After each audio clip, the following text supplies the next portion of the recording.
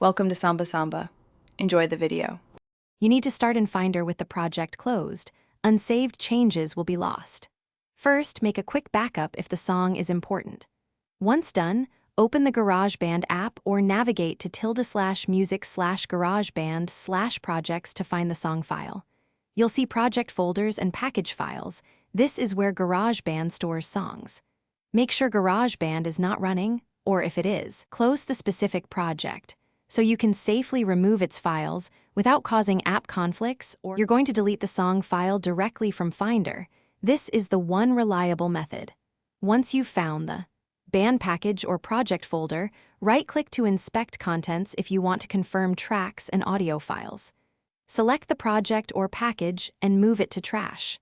If GarageBand flagged the file as in use, quit the app and retry. Make sure to check other locations like iCloud Drive or external backups, so you remove the correct copy and avoid accidental loss.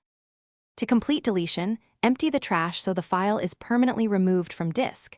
This frees storage.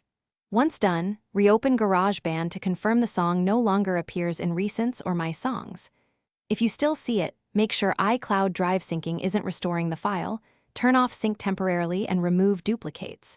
If a project is stuck in GarageBand, restart the Mac and relaunch the app.